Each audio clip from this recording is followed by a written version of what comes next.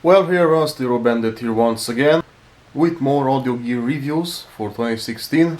Unfortunately, not a single car review, but that's gonna change next year. So anyway, today I thought I'd do a review of my 1977 or 1978 Pioneer SA-5500 II or Mark II, whatever it is. I thought I'd do a review of this cute little amplifier before I put it on sale.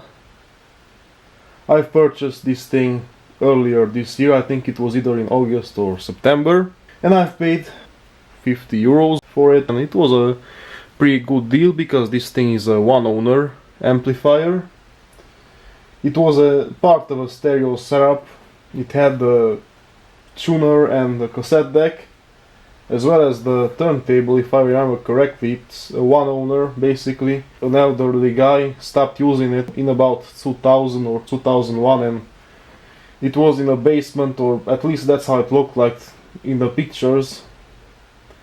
So a relative of his sold these things. He did put the amplifier, cassette deck and everything else in separate auctions. I was interested mainly in this amplifier, I didn't care about the rest. So without further ado, let's go through the features and specs and whatnot. This is the power switch, and I'm a huge fan of these switches. As you can see, it does have a few scratches and whatnot, but it's alright.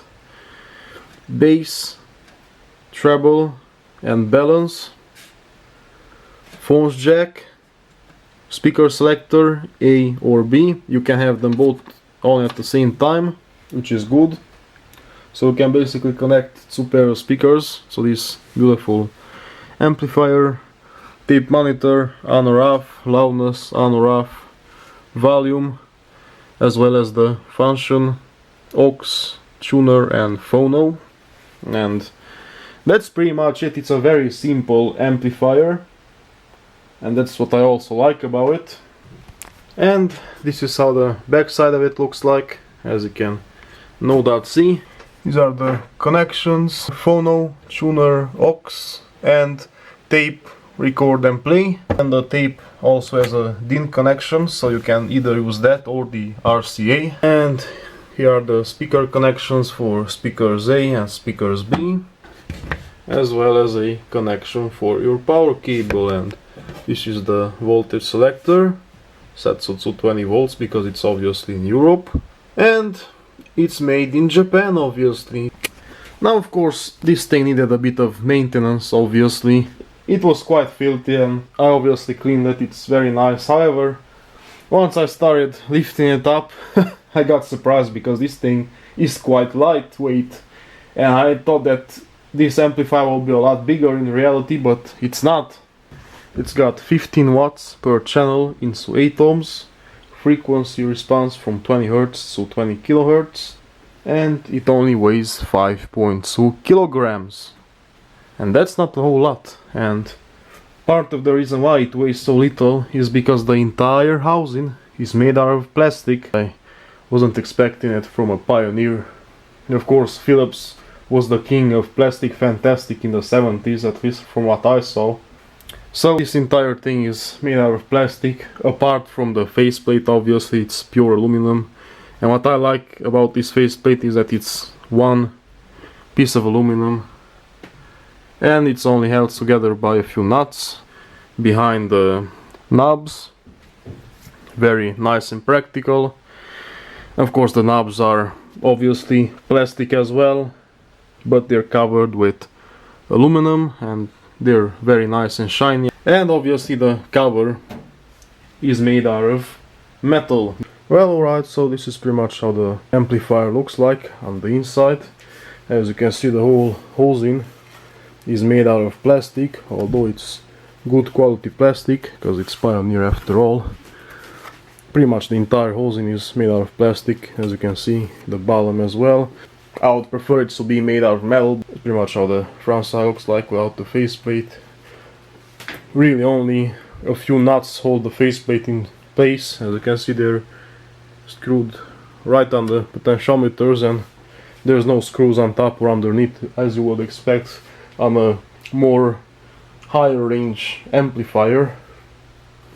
but very nice, very service friendly. One issue is this source selector though. If it works but doesn't click, well, this piece right here is screwed to this piece, which continues to the potentiometer, or rather selector. It's often too tight, because as you can see there's a crack. This part is made out of plastic and it's even adjustable, as you can see. Of course you can adjust it so the selector knob isn't more outwards or inwards as the other knobs. You can adjust that later, which is good, but I wish they didn't make this out of plastic. This is the most negative part of this amplifier. You often have to use a bit of force to turn the selector. Well, if you need a lot of force, well, you can lube it. I usually use lithium grease in this case. First lubed it a tiny bit in here, and then a tiny bit in here, and then I just worked it, and a few seconds later it now turns very nice and easy. And the selector is supposed to click. If it doesn't click, well, it needs grease, and the selector needs to be deoxidized and looped as well. These two screws aren't supposed to be over tightened. Alright, so as you can see now I just got done adjusting this selector thing, and I did tighten the screws. This thing should be kind of centered between this part and the selector as well. Don't over tighten them because you might crack the plastic itself. No, I didn't do that myself, it was like this. But in order to hold the whole plastic thing together and make sure it won't crack any further in the future, perhaps, or whatever, to make it all strong, I did add 2 zip ties. Just listen how it sounds like. This is how the selector of this Pioneer is supposed to sound like. As you can see, you have to hear the clicks. If you don't, well, I don't know what the problem is. But this thing wasn't an expensive amplifier. In fact, I'm sure it was quite affordable back when it was new, and of course to this day you can buy them very cheap. But don't let that fool you, because this thing sounds quite good. I'm actually quite impressed. However, it does not sound as good as the smaller 15 watts per channel receivers that were around back in the late 70s from Pioneer. For instance, the SX-450 or the SX-434. I did have them both, and I can pretty much confirm that the SX-434 sounds a tiny bit better than this SA-5500 too amplifier. Well, mainly because it has a bit more bass. However, I can't really say that it's lacking bass, because it's not. I mean, for what it is, it's all perfect. Can't complain about it at all. So it sounds very good, but don't expect it to sound like the higher end amplifiers or receivers from Pioneer, but I'm sure that it beats a lot of amplifiers from its class. And even to this day you can buy them quite cheap. Now in 2016 they're worth from 50 to about 100 euros if they're mint. 100 will be a bit too much for this particular model. Maybe 10 years later 100 euros will be pretty cheap and a good deal for this amplifier. But for now 50 to 70 will be a more reasonable price. Now the reason why I want to sell this thing is because, again, I only keep things that I really like, and I have to like them a lot. And the Pioneer SX-1250 is definitely a keeper. This one, I do like it a lot for what it is, but I don't like it to a point where I would keep it, so therefore I'm gonna sell it. I did have it in my main setup for a good few weeks, however I barely played it. I only played it a few times, so you can tell that I'm not really into it as much. So as you can see, this beautiful orange light turned on. Now I'm gonna play some music, and we're gonna do the sound test. So everything on flat, loudness off, bass on flat, in the center, beautifully.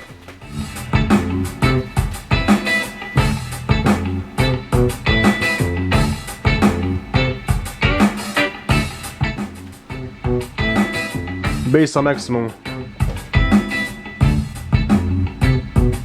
Loudness on. Really not that bad. I can't complain.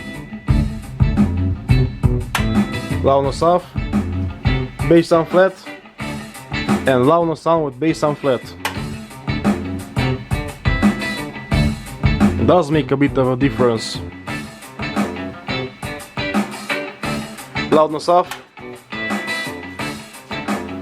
treble on maximum, treble on 0, treble on flat. Not a whole lot of difference actually, just a tiny bit of a difference. Now turn the treble all the way and the bass as well.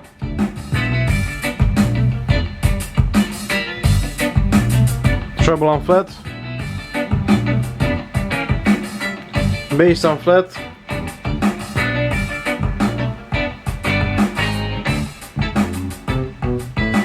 and my favorite, loudness on and bass on maximum.